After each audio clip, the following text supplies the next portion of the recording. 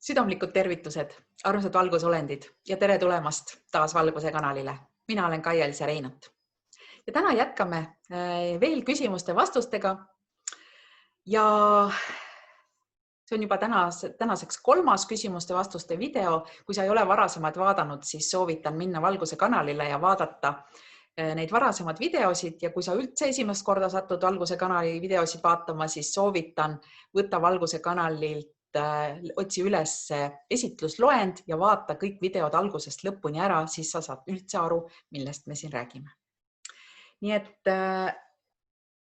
hakkame siis küsimustega peale. Kadri Sediki küsib, et kui suur on see vale või varivalitsus? Et arvata võib, et see on oma kombitsad väga laiali ajanud. Mida hinnanguliselt võib oodata, kui see purustatakse? Kas on lootust, et pannakse inimene esikohale ja suurfirmad ei mõtle vaid oma kasust?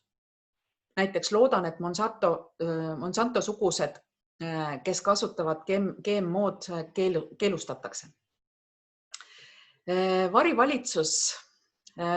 Ütleme nii, et varivalitsus koosneb põhiliselt 13 perekonnast, kes valitseb tervet maailma. Aga kombitsad on sul väga õigus. Kombitsad on ta igale poole laiali ajanud, kõik suurkorporatsioonid, kõik meediakanalid, see peavoolumeediakanalid on varivalitsuse omandis ja kaasa arvatud kogu ravimitööstus, kõik energiakompaniid, toiduainetööstus loomulikult, sa nimetasid Monsantot, eks ju. Et kõik on nende 13 perekonna omanduses, kogu rahale on läinud neile ja ma räägin nüüd minevikust, sellepärast et see teema on meil nüüd lõpetatud. Selles mõttes, et näiteks, kui me räägime, samamoodi ta on igale poole ju valitsustesse laiali ajanud oma kombitsad, nii et sisuliselt absoluutselt iga riigi valitsus on nende poolt mõjutatud. Mõtelge ise edasi. Aga kombitsad on laiali ajanud, näiteks USA-s just Dr. Charlie Walt lehelt sain informatsiooni paar päeva tagasi, et 95% USA valitsusest on reeturid, on just nende kombitsad on ajanud 95% valitsusest on siis oma käpad sees just varivalitsuses. Või vastupidi, varivalitsusel on käpad sees 95% valitsusest. Kuidas ta meil Eestis on? Ausalt öeldes ma ei oska kommenteerida, ma ei ole niivõrd üldse poliitikasse ja nendesse asjadesse süvenenud, ma olen sellest siiamaani eemale hoidnud ja püüan ka edaspidi eemale hoida. Aga küsimus on see, et mida hinnanguliselt võib oodata, kui see purustatakse? Võib oodata ainult head. See on see kõige tähtsam asi, et praegu see purustamine toimubki. Miks on nii palju arreteerimisi, miks on nii palju, seda me oleme seletanud ka, et miks on nii palju sulgemisi igal pool riikides on see, et igasugused arreteerimised saaks toimuda rahulikult, et inimesed ei jääks ette, ei arvaks midagi, ei hakkaks kartma midagi, kui on näha sõjaväge või politseinikke, kes kedagi ära viivad, et see on see nii-öelda tulemus on väga hea ja see on see asi, mida me olemegi oodanud. Et see on see ja küsimus on veel, et kas on lootust, et pannakse inimene esikohale ja suured firmad ei mõtle enam oma kasust? Jah. See on see lootus, sest kõik need suurfirmad ühel hetkel võetakse maha. Meediafirmad juba on teada, et võetakse maha kõik, kes on seotud otsapidi ja on nii-öelda tõendeid selle kohta, kõik suletakse, kaasa arvatud sotsiaalmeedia platvormid ja nii edasi, et millisel viisil nad taastatakse või kas nad tulevad tagasi sellisel viisil, seda ma ei oska hetkel veel öelda. aga täiesti võimalik, et see on meil veel ees, et mitte ülemaailmselt need ei suleta, vaid jupi kaupa niimoodi, et nii-öelda raputatakse välja kõik see üleliigne ja kõik see, mis kahjustab inimkonda tegelikult ja jäetakse siis järgi kõik see, mis on inimkonna suurimaks hüvanguks, nii nagu ta peakski olema. Me pole harjunud sellises ühiskonnas olema, kus kõik on hea ja positiivne ja sellepärast see tekitab suure tõenäosusega väga suurt kahtlust, et kas see on ikka võimalik ja ma tajun neid energiaid ja neid küsimusi väga hästi. Ja loomulikult näiteks Monsanto sugused, kes kasutavad GMO-d, loomulikult seda ei eksisteeri enam, ei tule enam chemtrails, ei tule enam ühtegi nii-öelda keemilist ravimit, mis inimestel haigusi tekitab ja nii edasi ja edasi. Kõik see, mis inimkonda kahjustab, üritatakse praegu elimineerida ja asemele tuleb, te kujuta ette, kui ilusad ajad meil ees on. Nii et see on hea uudis Kadri küsimusele vastus. Siis Katariina Kangro küsib sellist asja. Miks on Eesti maailma jaoks nii tähtis ja oluline ja seda just maailma muutmise jaoks? Kas Eesti on olulisem kui kõik teised riigid? Ma ei oska öelda. Eesti on oluline täpselt samamoodi nagu kõik teised riigid, kõik teised inimesed. Mida ma oskan Eesti kohta ainult öelda, et me oleme selles mõttes erilised, et me oleme ju maailma kõige vähem religioosne riik, samas kõige vaimsem. Ja meil on väga puhas loodus võrreldes sellega, mis mujal maailmas on, nii-öelda suuremates, me räägime näiteks Euroopa, Aasia ja Aasia riikidest. Meil on väga puhas loodus, nii palju kui seda veel alles on, eks ju, siis meil on energeetiliselt väga võimas riik.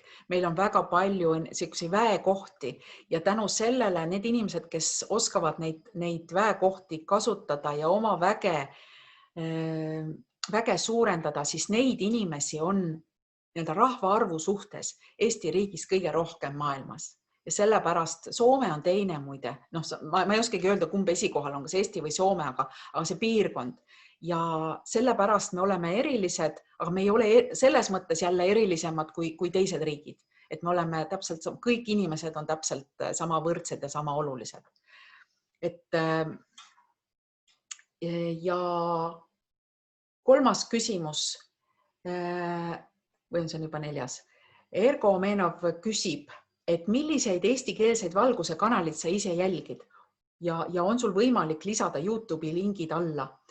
Kui mul aega on, siis ma püüan lisada, aga muidu ma olen siin varem ka öelnud, et ma kindlasti kuulan esimese asjana hommikul Dr. Charlie Wardi, mul on tema Insider klubi, ma olen tema Insider klubi liige, ma saan kõige kiiremini infot niipea, kui tema sinna midagi üles paneb ja tema on siis ühenduses, tema on üks QFS-i väljatöötajaid ja tema on ühenduses, tema on nii-öelda Trumpi tiimiga pidevalt kontaktis ja ühenduses läbi väga erinevate inimeste ja Trumpil on ju teatavasti üle 8000 inimese oma meeskonnas, kes kõik on valgustöötajad ja töötavad tema nimel, tema selleks, et ta saaks kogu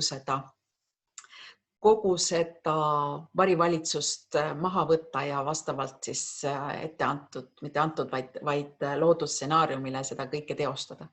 Siis ma vaatan kindlasti ka Mel Cade, kes on olnud Trumpi meeskonnas naisterahvas, kes tunneb Trumpi isiklikult ja on rääkinud väga palju positiivselt inimesest kui Donald Trumpist, mitte kui presidendist, presidendina ka.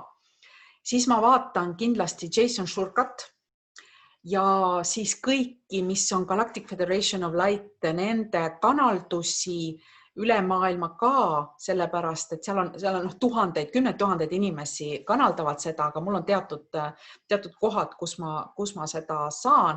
Näiteks üks on selline koht, kus The Truth Can Change Your Life, selline kanal.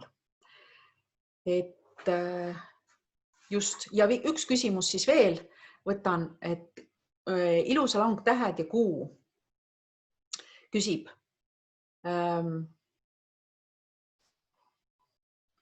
et millal peavoolumeedia Eestis maha võetakse, kas või mõneks ajaks, et mina ootan küll mõningast vaikuse aega meediast. See on hea küsimus.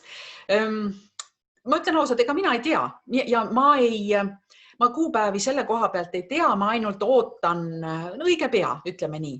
Õige pea ja eks me siis, kas nad päris maha võetakse, seda ma ei oska öelda, vaikust eetrisse, ma ei usu hästi. Pigem on see, et millal vahetatakse ära need tegijad, kes hakkavad vale asemel õiget informatsiooni jagama. Pigem on see koht, mida mina ootan ja isegi kui need samad inimesed, mis teadupärast väga paljud on ju head inimesed, nad on lihtsalt sattunud sellisesse firmasse tööle, kus nad on sunnitud jagama informatsiooni, aga õige pea ma usun, et tuleb ka sealt kas või nende samade inimeste poolt infot, mis vastab tõele ja see on nüüd see, mis ma tean kohe, kuidas see muudab kõike, sellepärast, et kui inimene ise, kes edastab mingit sõnumit, seda sõnumit teab, et see on tõde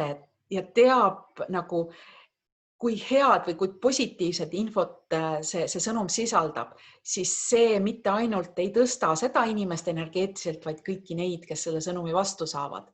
Nii et mina ootan seda aega peavoolumeedias, mitte nüüd paaniliselt, mitte et ma trummeldaks näppudega laua peale ja ootaks paaniliselt, vaid ma tean, et see aeg on õige varsti käes.